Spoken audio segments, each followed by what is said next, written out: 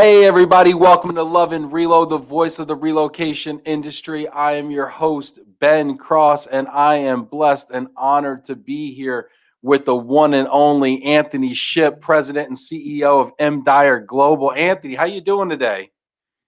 I'm awesome. How about yourself? I'm awesome too, man. Hey, you're awesome. I'm awesome. Let's be awesome together, man. This is great. You know, it's funny.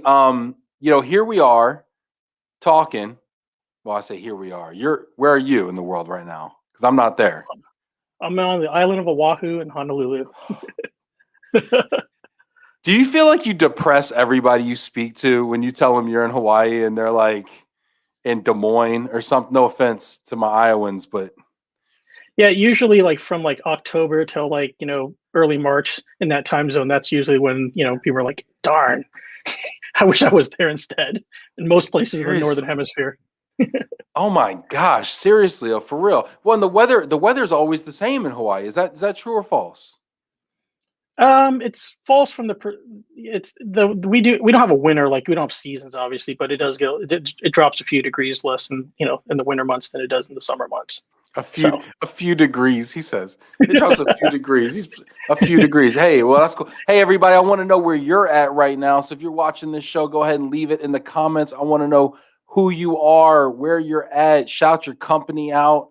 Get in the comments. This is going to be great. We're going to talk about, we're going to talk about how to be productive.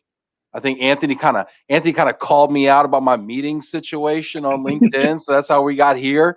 So we're going to talk about meetings, how to be productive. We're going to talk about email management. We're going to talk about, leadership and what's that look like these days. We're going to talk about Hawaiian relocation. We're going to talk about maybe the global household goods contract and what that means from a DoD perspective. I don't know. We're going to talk about a lot of stuff. We're going to get into it. So I want to hear your comments out there. If you're watching this right now, hit that like button on LinkedIn. We got a bunch of people coming in right now. Let's see where everybody's at right now. We got Stacy Huff. Hi from sunny Pittsburgh. Looking forward to the show. Sunny Pittsburgh. Okay. All right. What's that mean? Like 55? What's that mean? Sunny Pittsburgh. Tim Quirk. Happy Monday, Anthony and Ben from a very Hawaiian-like Western New York. That's great. Maybe it's getting a little warm finally in the States here. Stephen Meyer from Woodbridge, Virginia. What's up, driver? Good to see you, buddy. We got Aloha. Alan Molesky, Aloha. Spend a lot of time there for sure. Okay. When do I say aloha and when do I say mahalo? So aloha is a greeting that is you can just use it for everything. It means, hello. It can mean goodbye. It can mean I love you. It can mean all kinds of things. Mahalo is the word just for thank you. So if you're saying thank you is when you use mahalo. Aloha would be the greeting. I understand now. Okay. So aloha. Okay, got it. No, see, I'm learning stuff. This is great. This is beautiful. This is wonderful. So aloha, everybody. Let's see here. I'm going to try to work it in here and see what I can do. Daniela Alpert. Hi, Anthony. Good to see you. Good to see you too, Danielle. Isn't that cool? Look at this. Tony from San Francisco, Broadway Management Company. All right. Janet Turner. Hey, Crazy Monday. Oh. Janet from DN. You know Janet there? Yes. Hey, Janet. Yeah. Janet's awesome here. Ray Abbott in Vancouver. Look at this. Hello from California. Quigley checking in. Mike Quigley and I were kind of having a little back and forth today on LinkedIn actually about lead times right now. Mm-hmm. What are you seeing? What are you hearing? Maybe your location, other locations. What are you hearing right now about lead times today, like in April, but then going through the summer? What kind of lead times are we seeing right now, or you think we're going to be seeing? Man, that's a big time moving target right now. So our biggest challenge is obviously, with all that congestion that's going into the Port of Long Beach, LA, so all the intermodal traffic going, eastbound traffic, that's a little more crazy. So far, the westbound stuff coming towards Hawaii has been good, but it's up in the air right now. But I would say probably looking at an extra few weeks, at least at a minimum, maybe a couple, 3, maybe up to a month. We're looking at. Then wow. From what it would normally be usually. So we're setting our customers up and letting them know, hey, there's a lot of factors in here that are not workers, and then you add in the whole COVID piece too. That's not obviously beneficial. Can you help people who aren't familiar with what's going on with in the Port of Long Beach? Really quick. We don't got to get too deep into it, but just give some context if you could. So, I mean, I think there's just a big boom in terms from an economic reason. I mean, people are working on, construction projects. There's just a lot of materials coming in. And so that influx of all those Chinese goods that are hitting the West Coast just caused a huge armada. And so when you add into the equation where you've got slowdown in workforce, people, work from home, on the labor side, it's just, the two just didn't mix very well. So you had, at one point, I think the largest number I heard was somewhere in like the 60s, like 60 some vessels were like parked off of the Port of Long Beach, and so those need to be offloaded. And so I read some other crazy statistics on freight waves. They said that if you added up all of the containers that come through that port, you could stretch them from Los Angeles to New York and halfway back if you lined up all the containers throughout a whole year. Wow. So it's Wow. it's a lot of stuff coming in. Oh my gosh, that's incredible. I'd love I see IAM's checking in. Chuck White's giving us a Chuck White update here. So Chuck, leave it in there if you got any comments on this for people, and if they can link to any other information. That's awesome. Janaina checking in from Rio de Janeiro. What's up, Janaina? Always good to see you there. Sandra Clary checking in. Great topic today. Looking forward to this sun trying to burn through in Alexandria, Virginia. We've got Melanie right now. She's tracking long lost family members. Look at this. Distant family member of mine used to be the mayor of Maui. Wow. Hey, there you go. There you go. Sweet. Cool. You got all kinds of stories. This is great. Carl Weaver checking in from Alexandria. This is great. People in Sao Paulo checking in. This is great. We got all the hand gestures going on. Shock. What is this? The shaka. That's the shaka emoji. Okay. See how you said it, man. All right. That's awesome. Mary Lee checking in. Liz checking in from Chi-Town. This is great. We got rainy Chicago in the house. Sunny London. We got a sunny Cleveland. It's rare. Yup. This is what's up. Anthony, before we get into meeting productivity, before we get into all these other topics, real quick, I want to just understand your story and the DYER story. If you wouldn't mind just giving us some context for people that are watching. How'd you get into this business, and tell us a little bit about DYER? Sure. So first off, I mean, DYER was a family business, like a lot of moving and storage business. It started by Medford Dyer back in '68. So you just do the stretch from '68 until 1995, and the legal name of the business is Dyer and Sons Inc. So obviously none of his sons were interested in running a move-in and packer and relocation business. So he actually sold the business to its employees in 1995. So it was a 5-year window from 95 to 2000 to completely buy all of his equity out. And so the company runs as a complete 100% equity-owned ESOP, employee stock ownership program company. Wow. And then my predecessor, Rebecca Parker, she ran it from then, from 2000 all the way until 2017. And obviously she wanted to, like a lot of other baby boomers, are trying to scale back and do a little more less and let the next generation of leadership. But unfortunately, I think the other challenge is probably a good topic that you probably ought to do for another podcast, is just succession planning. And I think this industry is not, they're less than average, doing, the best they could possibly do in succession planning. So they went out to an exec search firm here locally here in Hawaii and was looking for an executive to take over DYER. And so I'd always been in the third-party logistics, transportation, trucking, freight forwarding business more on the freight side. And I was working for another local 3PL here.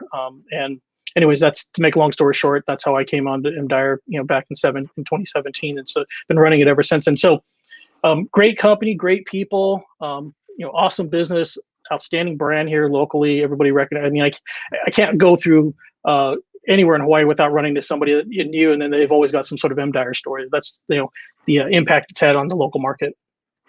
That's so cool, and I love what you're talking about with the ESOP, right? With the employee stock ownership program. Yes.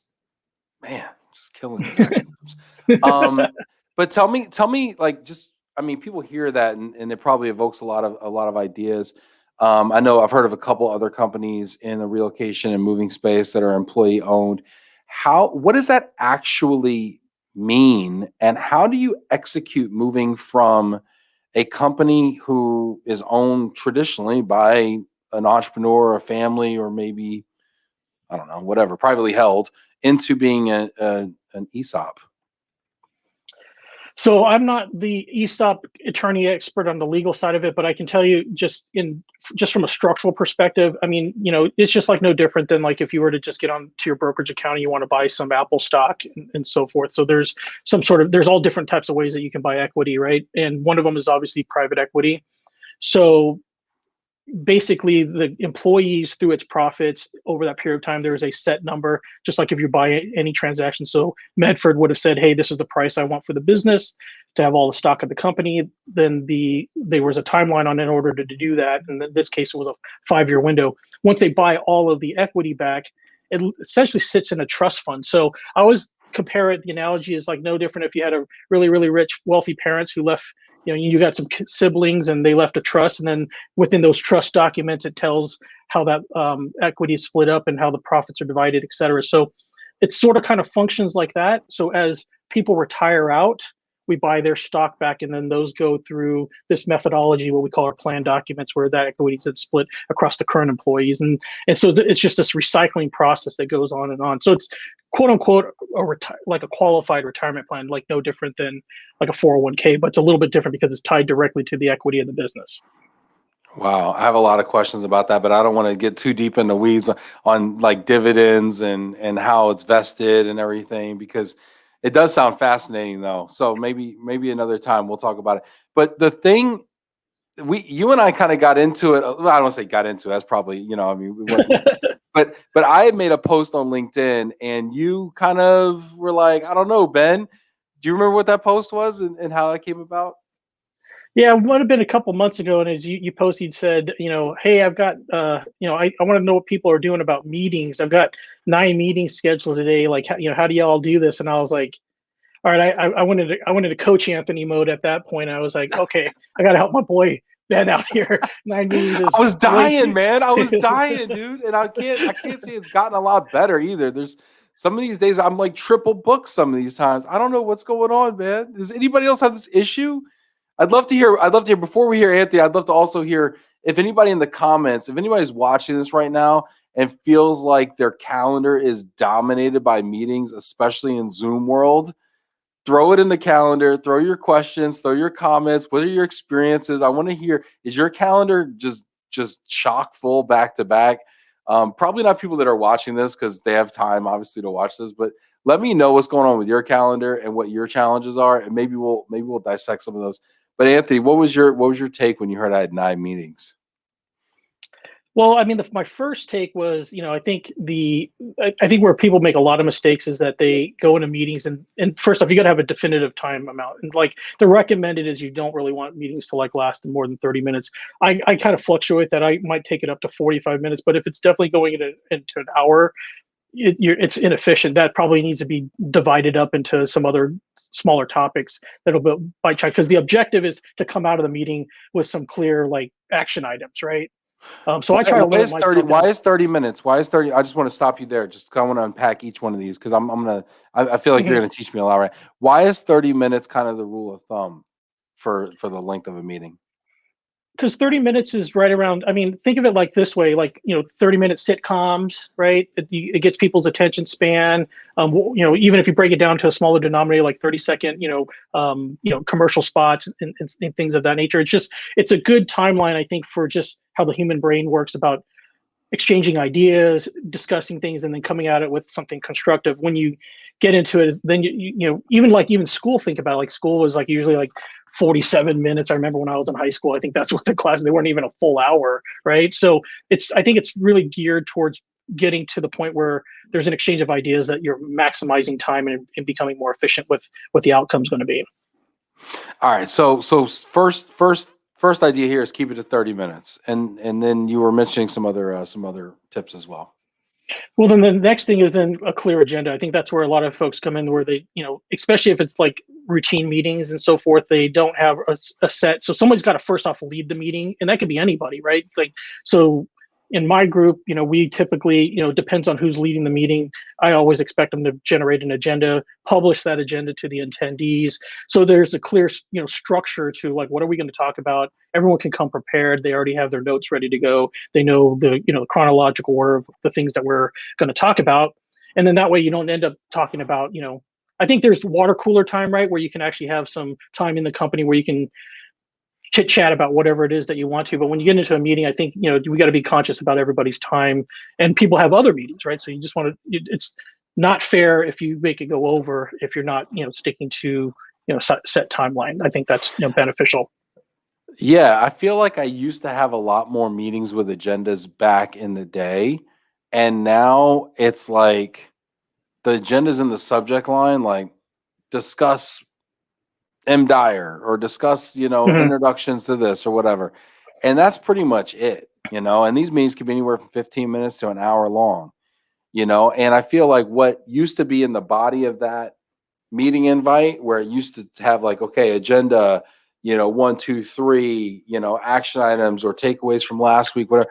Now is just filled up with like links and phone numbers and call-in lines to get into the meeting. And now the body of that meeting invite is really just how to get into the meeting, not exactly like what we're going to talk about. So yeah, exactly. I mean, it's not 100% perfect, and everyone's got a different methodology on how they do it. But I think, if you can try to get to a point where you can stick to some structure, I think it's beneficial for everybody at the end of the day. People are tuning in here. I want to hear your thoughts on meetings. What are you seeing right now what does your calendar look like right now? I would love to just screenshot my calendar right now and show it to you. You would lose your mind. Janet saying last week was overwhelming with meetings. Janet, why? What was happening on your calendar? Why was it overwhelming with meetings? Yeah, I mean, that's one of the problems, right? That's one of the problems. I think that when I was having that exasperation when I made that post, is that, and it does feel like every other week, because last week was kind of light, this week's insane. But if we're in meetings all the time, when do we do the things that we talk about doing in the meeting? Exactly. Like if we're in back-to-back Zoom, I mean, gosh, when do we pee? We're in back-to-back Zoom calls. Like literally, I'm fortunate I got a bathroom like right there. But if I didn't have a bathroom right there, I don't know what I would be doing, honestly. Well, I mean, I can tell you from my own personal experience, you're absolutely right, especially when COVID hit, we're having more and more Zoom meetings, on a daily basis. So the volume that you would probably have an interaction with somebody, especially within your own, company and so forth, now is got it done through like a virtual session. But I actually, from me personally, I actually take in my calendar, I block off time for things, like just so that I'm a little bit retentive when it comes to that kind of stuff. It might be a little bit OCD, but I block it out because it's the only way right now it's helped me. Because if I don't say, hey, I'm going to take my lunch from this time to this time, or I need to take a break in here, or I just call it Anthony time at the end of the day and just stick it into the calendar. Because in our company, everybody can see each other's calendars. So when you go to schedule a meeting, you can see if the individual has got something else there. So that way you can pinpoint, whether or not that's a good avenue. If you got 3 people you want to come to the meeting, you can kind of take a look at that through our calendaring system. So you're putting like Anthony time on your calendar. So you're putting 15 minutes of Anthony time. You're putting a half hour or whatever Anthony time on there. So somebody's going to schedule something like, oh, got Anthony time over here. I can't book over this. Like, yeah, they don't see it like that, but they just see that I have another commitment during that period of time. But yeah, but basically that is my methodology on how I'm able to carve out. Because to answer exactly your question, which is how do I have meetings and then discuss ideas and come out of those with action items without actually having time to do the action? That's the critical piece, right? So you got to put that in there and say, hey, this is the time. Otherwise, you'll be working 24/7. Seriously, I want to know how many, if you're watching this right now and I see a bunch of people checking in, Vinny, Ray, Janet, Sandra, Tony, this is great. Gustavo, Guy, Richard, Mike, I'd love to know how many meetings do you have on your calendar this week? Take a second, just real quick, just count for me. I'd like to know how many meetings you have on your calendar. Vinny says calendar is nuts. I actually counted this week. I have a total of 21 hours of meetings. I did not count the 2 hours of happy hours. I also blocked my lunch hour every day. This is Vinny time. That's so funny. 21 hours of meetings, not including 2 happy hours. Oh my You know, gosh. another thing that there are things that I would consider meetings, and then there's things that I would call like huddles. So I actually block off things where, like 15-minute things where it might just be, we might have a weekly meeting, but then we might at the end of the week just have a quick little huddle just to kind of see where we are at on certain topics. So that's another factor is like you might want to take a look at like, does it really require a very longer structured meeting versus maybe can we just get together and just get a quick pulse update like, hey, here's where I'm at whatever the progress level is. Am I at 50% done, 60% done, or do I need some other additional resources? And you can exchange that sometimes in 5-10 minutes just on a quick little phone. It doesn't have to be a phone call. It doesn't have to be a Zoom. It can be on any one of those things. Let's see here. We got this is great. I'm really enjoying this. I feel like we've really touched the nerve for people here. Valerie McKenzie, slow week for me. 8 meetings total. All right. Way to take some work-life balance there. Let's see. Carl Weaver, 13 meetings plus 4 coffee chats with colleagues. Carl, how long are those coffee chats? Are those 5-minute, 10-minute, 15-minute, hour and a half? What are you doing there? I'd love to know. Really curious about that. Ray Abbott says 6 Zooms done today. Wow. Now we're talking. Stacy Huff, our producer here. Stacy, does this include Love and Relos, Stace? Does it? Yes or no? Calls? I see her doing hand gestures. She gave me the shaka. All right, 21. It includes 1 Love and Reload, just the 1 team meeting, not each of the episodes. So she has 26 meetings on my calendar so far this week. I'm sure there will be more before the week is over. She's not counting the hour and a quarter of Love and Reload every day. She is counting the team meeting. Wow, Stacy, hardest working woman in mobility right here so far. Oh my gosh. Jack Champel saying 3 today. Yeah. Well, Jack, you take meetings with everybody though. Jack, when you take meetings with everybody, is there an agenda or is it like, hey, let's catch up? Love to know. Vinny's going to start assigning. He's going to start delegating some of his meetings to Val. Imagine we did that. Could we just crowdsource these meetings? Could we just start to like, hey, this is my calendar. Anybody want to take a couple of these? Like, does it even matter if it's us in the meeting? I don't even know. Oh my gosh. So so we're seeing some real volume here, Anthony. So what tips do you have for us? What are your thoughts when you hear some of these numbers like, oh gosh, let's do this intervention for Stacy Huff. We're gonna do a Stacy Huff intervention. She's laughing her face off. This is great. We're gonna do a Stacy Huff intervention here. So what can we do to help Stacy clear some time on her calendar? I think I look back at like one methodology that I really follow, which is I don't know if you ever heard of the Eisenhower. Like we're talking about Dwight Eisenhower, the 5-star general from World War II. His decision making matrix. So he's like, you can look it up. So if you look up, Eisenhower decision matrix on there, but it's just on the XY axis, you've got not important versus all the way up to important versus level of urgency.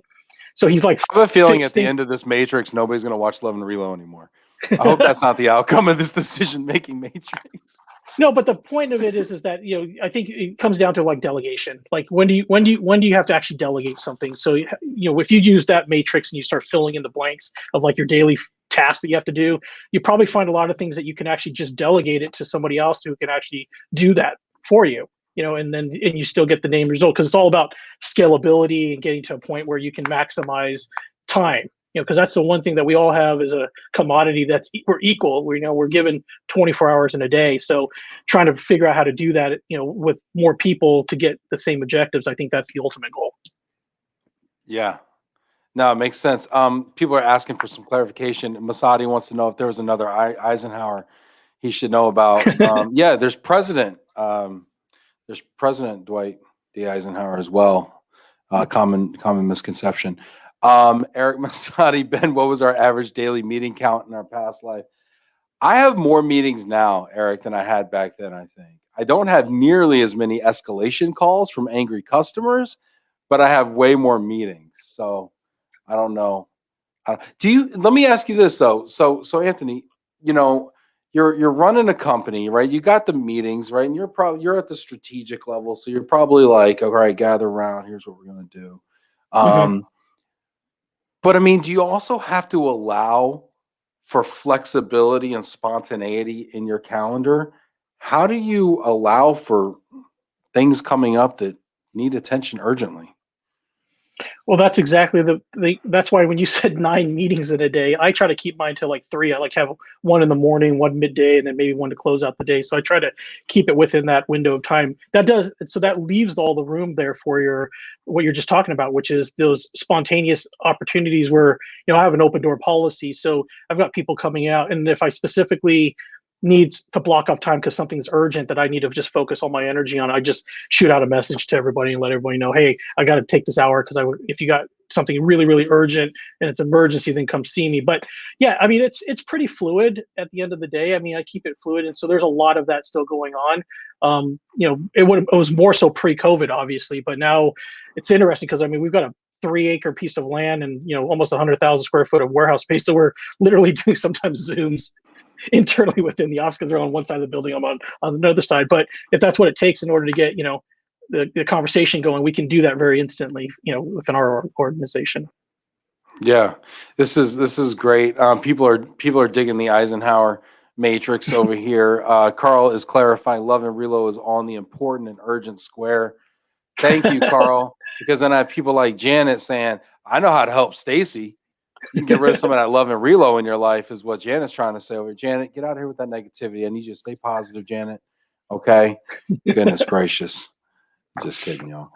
Vinny's saying something has been working for me. I will not start the meetings on the hour and end before the hour. Instead of having meetings for 1 hour, have it for 50 minutes, i.e. start at 1:05 and end at 1:55. This allows a little break between the meetings. Yeah. I agree. What do you think about that? Yeah, I think that's good. I think having it structured is great, but I mean, you got to leave a little bit of room for some small talk in the beginning and the end. And sometimes, that's exactly why having the meeting a little bit shorter, because it may drive some conversations that are, everyone uses that term like, hey, let's take this offline. Well, that's basically what it means is like, hey, something's important there. We need to, dive into this a little bit deeper, and that's where you have an opportunity to talk about those things, because I think that's where the most creative ideas come from is during sessions like that. Yeah, I love it. Carl is saying, I am no Chuck White, but I felt like it today. Felt handsome. Something like 5 meetings. Now I have to do work. Meetings should be productive and more should be shorter. Try doing stand-up meetings. You will get tired of standing up after a while and want to speed things up. Well, I think with Zoom, I think one thing that COVID did do, which is we have a conference room, and then we've got a couple of other small meetings, and everyone's got individual offices. So we were doing more. I think with the Zoom piece is that because you have a designated start and stop time, and you could structure it to a certain amount of time, then yeah, at that end of the day, I feel like it is more productive because that you have to come out of there with some clear objectives and something functional. You don't want to just sit there. Otherwise, you're just having a story talk at the end of the day. You're not really coming out of it with some clear objectives. Yeah, for sure. Let's see. To that point, Sanders Clary says I started scheduling after meeting follow on time to do the next steps. Otherwise, it creates an environment that seems to mandate a second workday to do the work after all the meetings. And definitely, I respect the value in unscheduled time to have a quiet mind that is fertile soil for great epiphanies and creativity. 100% Anthony Shipp.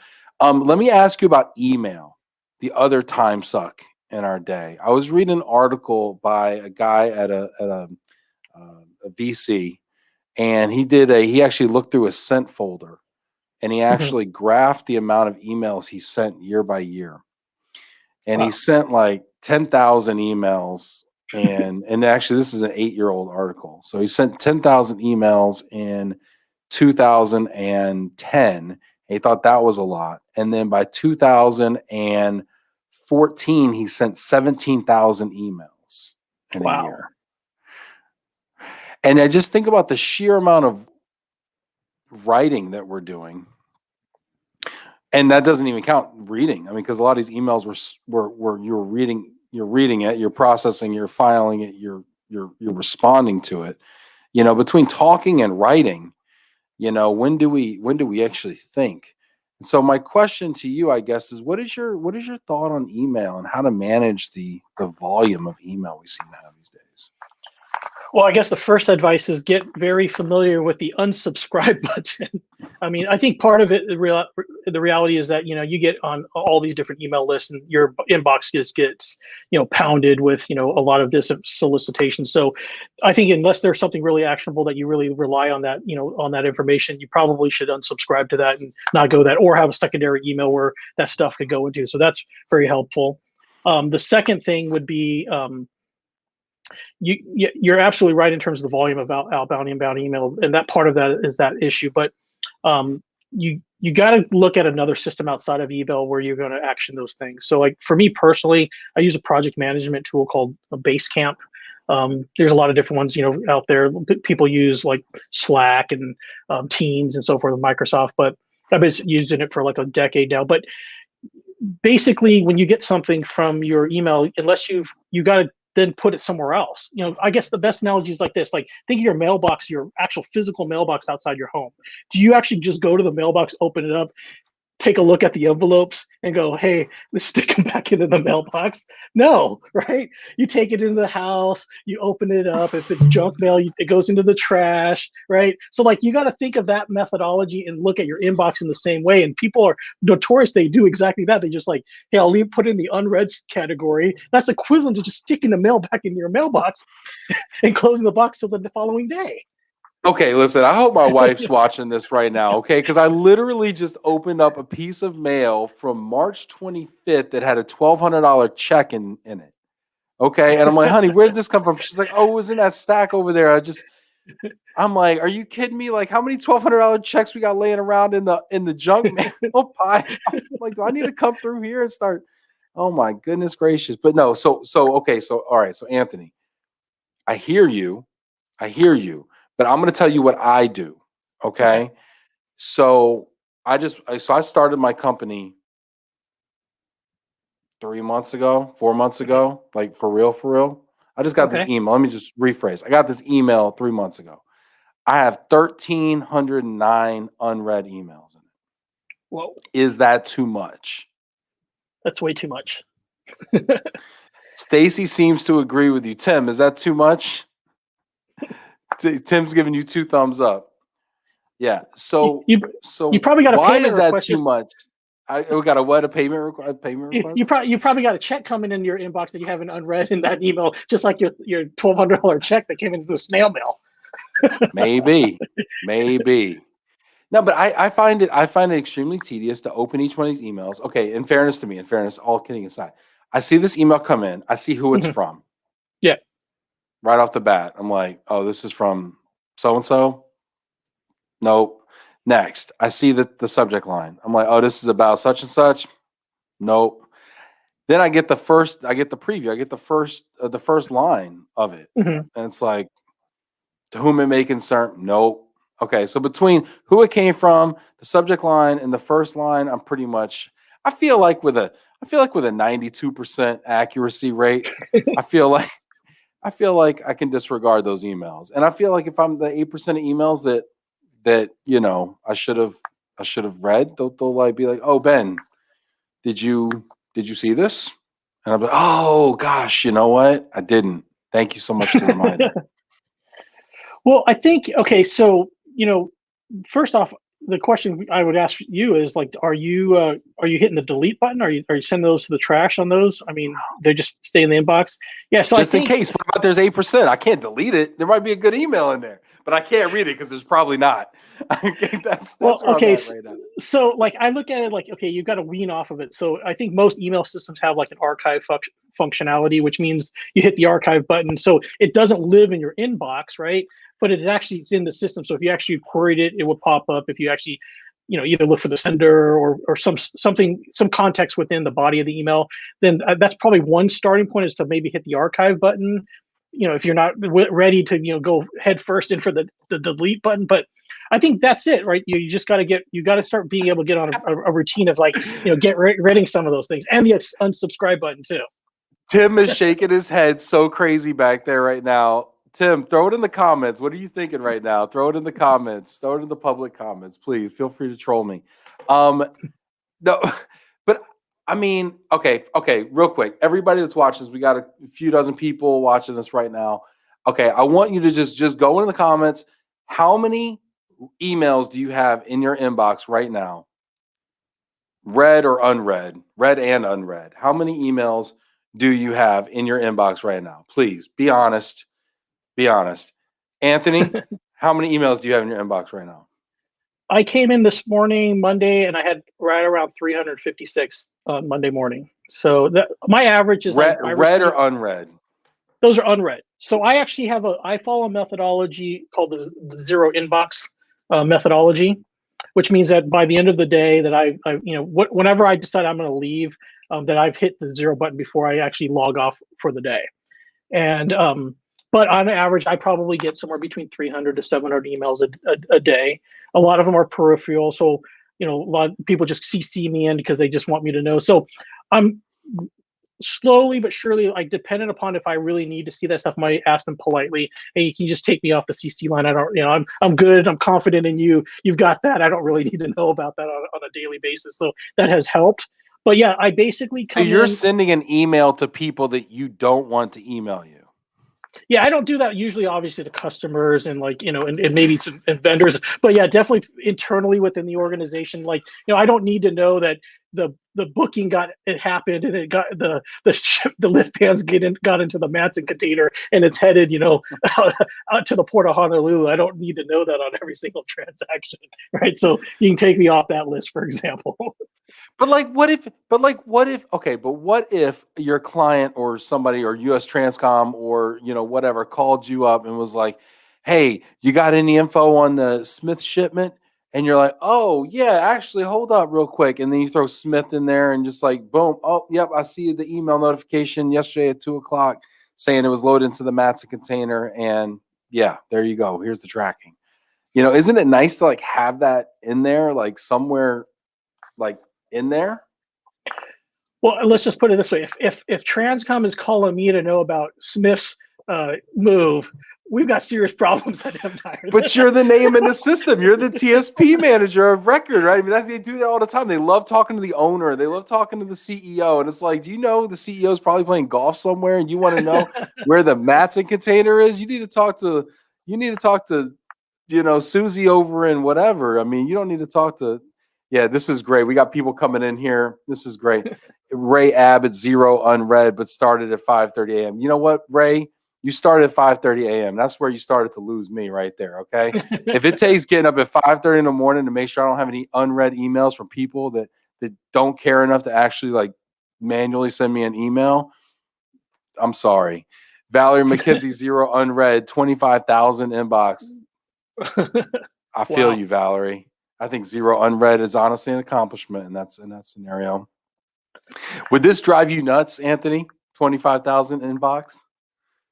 Well, I'm sure my inbox has so let me just let me rephrase it. So I've moved towards the 0 unread. So there are stuff that sits in the inbox there because I can query it, but I try to use the archive button as much. So I think my total balance right now in my total inbox might be somewhere around the 7,000 range is where I'm probably at right now today. But yeah, the objective is to get to the 0 inbox.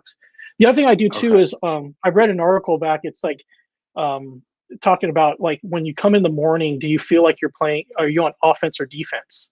And I think that's the critical perspective, which is I try to get all of my emails that I'm sending out, especially as I get closer and taper off towards the end of the day.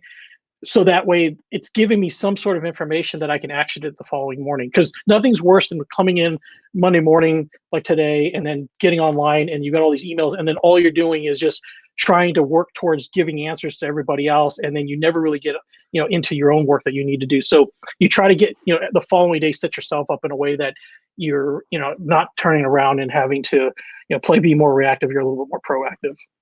I love it. I think offense versus defense makes a lot of sense. I think a lot of us feel like we're on defense, and I do think if you want to get on offense, I think waking up super early, getting in the office, and being the sender instead of the receiver of the unwanted email is the key. Let's see here. Tim says there's no way Ben could archive. He wants every email to be visible and seen in the inbox. Yes, Tim. Yes, that's how search works. Okay. Yes, I want everything to be right there. I don't care if there's a big number next to it. 0 unread. Jack Jampel. Wow, Jack, that's incredible. Bridget Ritchie. See, okay, Bridget, I love it. You're taking the other side of this. This is interesting. She says, this is something I've spoken to my sales team about for years. I tell them to imagine themselves in the other person's shoes. What will make you open a given email? What time of day is best to reach you? What subject line will make you open an email? Approach it that way. Well, apparently Anthony opens every email.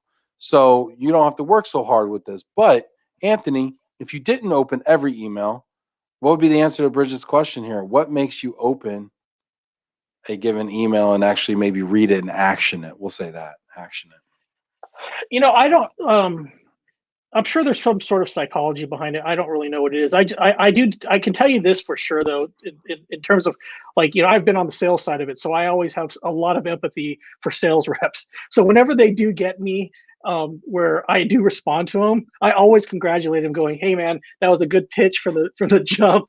Your tenacity and your ability to get my attention. You did an outstanding job." And I usually coach them and say, "Hey, this is what you did right because you did get my attention. I actually did call you back." And it actually just recently happened with but I think the real root of all that is that whoever is a recipient, it's sort of a game of luck, right? Which is if I see something, I'm like, oh man, that's top of mind. That's what I really need. And let me read that thing because that might be important. I might see something there. And I think from that perspective is usually what, when you're in the executive ranks where you might actually take some action on something that's essentially a cold call or a cold email or something along those. But yeah, time of day is obviously better. I think if you get it in the time where, middle of the day is probably better than in the middle of the night. I think those might probably end up in the delete box, or unsubscribe in my particular category. Yeah, I always find Bridget, 10 a.m. is good. I also find that maybe even before work is good to be top of the box when they get in, or maybe even when they're dusting off the cobwebs and kind of reading emails that way. Elizabeth Soley says, "Where's the archive button?" LOL. Watch out with those archives, because I've archived stuff and then they'll be like, oh gosh, can't find it anymore. And it's not like the archive where they stick the Declaration of Independence. It's like the archive where they put emails nobody wants and they go away. Jack Jampel says 25 million meetings per day in the U.S., more than 37 billion a year spent on unproductive meetings. Ben, don't ask me for a source. Jack, I wouldn't waste your time. Wouldn't waste your time.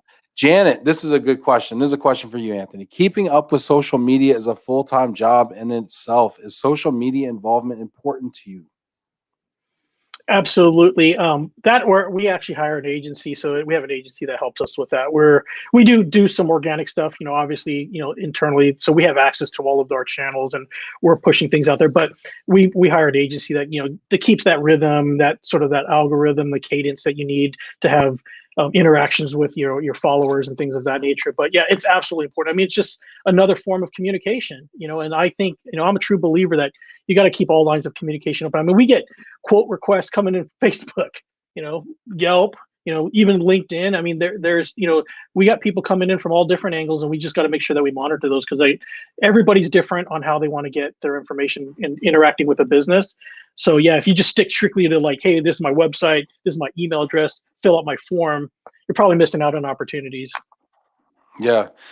Eric's got a question here, actually, going back to kind of how meetings are run. Is the small talk the most important part of a meeting? What are your thoughts? Yeah, I think that's, I was saying, I think so. The small talk is there's where you're building a relationship with the people that you're working with, right? That's where that interaction of trust, the fact that you're even having small talk. But I truly believe it's in those moments that you have the best ideas and the best interaction to be creative in whatever the issue that you're dealing with. And I think that's all happens definitely in the small talk. But the structured meeting drives the small talk. Yeah, I think small talk is important though too, because I used to make this mistake, especially earlier in my career, where you just hop right into business. And I think it gives people the impression that you don't care about them as people and they're just there to kind of do a job. And I find that engagement drops a little bit. And it was old Dale Carnegie thing, right? People don't care how much you know until they know how much you care. And it's like starting off the meeting just with some, hey, how was your weekend? Hey, what's going on in your life? You know, how's that long COVID treating you? You know, whatever, right? It's like, you know, Yeah. sometimes that kind of stuff is important. I want to switch topic because I've kind of gotten carried away with the lack of a proper agenda in place. I've gotten carried away here a little bit. And I wanted to actually talk to you a little bit about relocation in Hawaii specifically. I heard something, I don't know if it was just like a dream state I was in, but about you can go to Hawaii and work there, kind of like this whole work from anywhere, work remote thing. I mean, is this something that's going on where Hawaii is actually pushing to bring remote workers to Hawaii? It sounds kind of too good to be true. Yeah, so there's this. So I don't remember when it actually started, but it always started within, I think halfway through the COVID. So after March, it probably was by the summertime of 2020. But you can go on. It's on the. I'll send you the link, and you can drop it down, for people to take a look at it then later. But it's the Movers and Shakas, the Shakas program. It's a .org, so I think it's a nonprofit that's being coordinated with the state of Hawaii. But basically, at the end of the day, yeah. So if you have a company you work for and and they're allowing you to work from home, well, maybe you can turn that into somewhat of a Hawaii sabbatical. And it was really kind of to drive our economy because, I mean, we're solely reliant, the majority of our economy on the hospitality industry. It has got pummeled, obviously. I mean, like that whole industry was seeing 30 to 40% unemployment rates, and still hasn't recovered, from there. So I think to drive the economy for people, the more people coming here, that's what the incentive is. So I think part of that program is they'll pay for your flight, and there's some other couple incentives that to come out here. But yeah, if you rent a place and you come out here for 6 months and you can work from home, get a good internet connection, you could make Hawaii a stopping place for at least some point of this. So let me understand this, and I don't know how much you know about this, so I'm sorry if I'm asking you like too many questions there. And somebody that's watching this right now, I'm going to shout out like Sandra or Valerie or somebody. Can you go find this program and throw the link in there for everybody? Movers and Movers and Shakas. Shakas. Yeah, I think that's what it is. Shakas MoversandShakas.org. I think you're right. SHAKAS. There you go. Tim Quirk. Shout out Tim Quirk over here making it happen. Movers and Shakas. There it Shakas. Is Is this Shakas? What this is the Shaka. Yeah. Got it. All right, cool. So okay, this is great. All right. So do you know if you do this though, are you now paying state income taxes in Hawaii? Is that kind of one of the plays there? I don't think so. I think that you probably. I'm not sure what the law is on where when you place how much time you actually have to be in a place to have residence in order to start paying the state income tax. But I know for sure the main objective is just to get more people here to spend their dollars, buying from local businesses. I mean, as simply as eating at restaurants and ordering food and utilizing all the different services to keep all these businesses that really were relying on like tourism dollars, right, at the end of the day. So if we get people to come out here and thousands of people that live here permanently, they're going to have to utilize a lot of these services for a longer period of time, which then will offset the tourism dollars that have left until COVID comes on the other end. So okay, so I can now, and then you said they would pay for my plane ticket, so I can now decide I want to work remotely, and I can take my family and get a beautiful Alta Vita property in Maui or something, and I can stay there for a couple of months, Yeah. and they may actually pay for my airfare to get there, and I Yeah. can work remotely from Hawaii. Is this going to be going on through the summertime? I mean, what do you Yeah. think about? I mean, help me out understand. I mean, it's definitely going to go on through the rest of 2021. But yeah, you're absolutely right. Which is, if you look at the criteria on what the needs are, but you just follow whatever the protocol is. But yeah, if you meet the qualifications, I read on there that the state will basically subsidize your plane ticket. Oh my gosh, this is great. Tim Quirk put it in there. How does it work? Cohort members will be welcome with a free flight to Hawaii and other perks during their time of partaking cultural education, mentor local startups, connect with professional community, bond with their cohort, and get back to our islands through 15 plus hours volunteering with nonprofits. Oh wow. Hey, I'm in. That sounds Hey, 15. amazing. 15 They, hours. by the way, yeah, International Association of Movers actually just announced that they were moving their headquarters out there now, based on this program. So that's fascinating as well. This is great. This is a lot of fun thinking about this stuff. Since we're talking about IAM real quick though, and before we get into your top 5, I do want to ask you, since Hawaii has such a military presence, and I know that you guys are a TSP, you are service providers as well for the Department of Defense's moving program. What are your thoughts on the upcoming, the GHC announcements and happenings that are happening? How's this going to impact your business and the industry as a whole, in your opinion?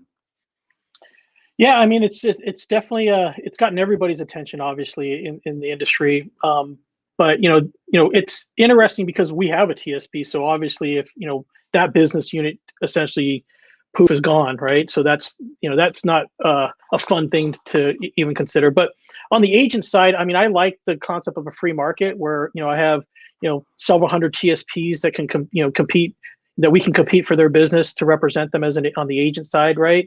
Now you've got it down to one company that you're going to be dealing with. That's, and so at least from my vantage point, it's a little scary, right? Because you don't know what that you've built. I mean, we've been in business since 1968. I mean, some of these relationships go back; they're older than I am. So and that's important. I think in our business, it's purely based on personal relationships, and that's what really keeps the whole thing together. And when you put this overlay of a huge corporation that we have to interact with, I mean, it will be a bit challenging. So I think we don't know what's on the horizon, and I think at the end of the day, yeah, it's a big deal. And you're right, the military presence here in Hawaii is huge. We have all bases of every branch of service: Army, Navy, Air Force, Marine Corps, Coast Guard. They're all here. I mean, I can tell you there are a lot coming in and out. And I had formerly served in the Marine Corps myself, and so I'm very familiar with how important it is and how strategically important Hawaii is, and just in the whole Indo-Pacific region, PACOM. PACOM being Pacific Command, Yes. which is headquartered in Hawaii. Yes. Yes. Mm-hmm. Right there at Pearl Harbor. Yeah. So I mean, gosh, I mean that's a huge. So help me understand too, and for people maybe watching this who don't have a lot of exposure to the Hawaiian market, what percentage of business is military, is what we call COD and consumer, and is corporate relocation?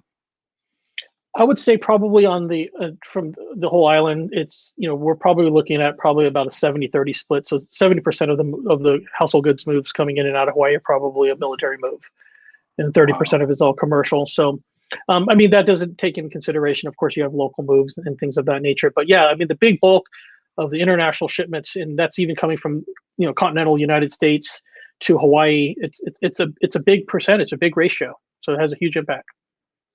What do you think happens to pricing and if the GHC happens? Yeah, that is a concern, right? Because they've got a finite amount of money that they're going to be allotted in terms of what they're allowed to charge the government. So they've got to divide that up amongst all of the markets, because it's the operative word is global, right? Global household goods contract. So yeah, I mean, we want our slice of the pie here in Hawaii, just like the folks that are operating in other states and things of that nature. So it could definitely impact them more or less setting the price, and that price may not be market driven at the end of the day. What do you think is, we talked about military now in Hawaii, but also now from a corporate standpoint, do you think that corporate relocations is something that's going to go up or down in the market? I'm very curious. I've not really had a lot of exposure to that. So out of curiosity, understanding a lot of people that watch this are in the corporate relocation sector. What is your forecast over the next few years for that? So are you talking specifically just Hawaii? Yeah, in Hawaii, into and out of Hawaii. Yeah, so I mean, I think for us, our market is probably not so corporate. I mean, we have, we've moved obviously through relo companies like executives in the hotel industry. So you've got all the big ones, Sheraton, Marriott, Hilton. So they've got executives and key GMs and those type of people that are on the business to business, on the corporate relo side. But this is like in some aspects, this is like I call Hawaii in some shape or form. It's sort of like South Florida. It's like it's a retirement haven, but we're like an international retirement haven where we have people coming in from New Zealand, Australia, China, Japan, South Korea, Singapore, and some of those folks have like two homes. They may live in their main country, and then Hawaii might be their second home. So they maybe spend 5-6 months of the year out of the year, and so we see a lot of those type of moves, that are coming in, which are people essentially just paying for it out of their own pocket. And you get quite a few of those on an annualized basis, and that's where that 30% outside of the military side, a big chunk of that is those type of moves. Makes sense. So you get a lot of consumer moves and people just choosing to retire, to Hawaii. It makes a lot of sense. Well, we're getting to the end here, but I understand you have a really cool top 5 for us today. So yes. let's get to that. So Anthony, what's your top 5 for today? My top 5 are the top 5 beaches. These are my own personal beaches that I love here on the island of Oahu.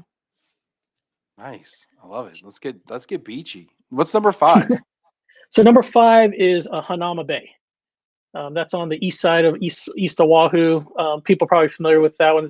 It's very picturesque. It was a caldera that had broken off. So if people don't know what a caldera is, that's like the hole of a volcano, right? So over several, I think it was like 50 or 60,000 years, thing broke off, and so the ocean came into it. So it's like this perfect 3/4 moon. And it's actually a state park. So the nice thing about it is it's controlled, so you can come in and out. But it's an outstanding, beautiful snorkeling spot. So if you ever visit Oahu, you got to definitely check out Hanauma Bay. Oh, that sounds amazing, man. That's number 5. That sounds amazing. Number 4.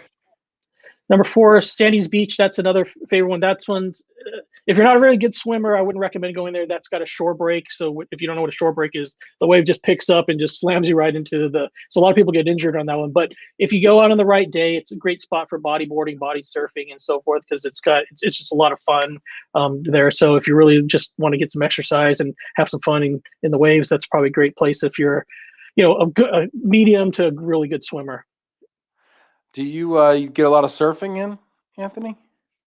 Yeah, I mean, in my age, my joints aren't as good, and I'm not as athletic as I used to be when I was younger. But I do quite a bit of stand-up paddleboarding, so that's what I mainly do. Okay. Which is, so I get the assistance of a paddle rather than having to use my arms, start going at it. Yeah. Can you stand up paddleboard on Sandy Beach, or is it a little too wild? Yeah, it's a little too rough out there, so you wouldn't want to do that out there. All right. Number 3. Waimea Bay. So that's up on the North Shore, Waimea Beach Park. That's where, if people don't know Eddie Akau, he's the famous surfer that was the lifeguard there. So they run this, the Eddie contest, whenever the waves get in that, 40 to 50 foot faces, coming in there. So it's a huge, big wave spot. But in the summertime, I wouldn't recommend going in the wintertime because that's the big wave period of time. But definitely in summertime, it's like being out on a lake. It's calm waters. It's super beautiful. It's gorgeous. It's picturesque, and great place to take the family and swim and snorkel. It's lovely.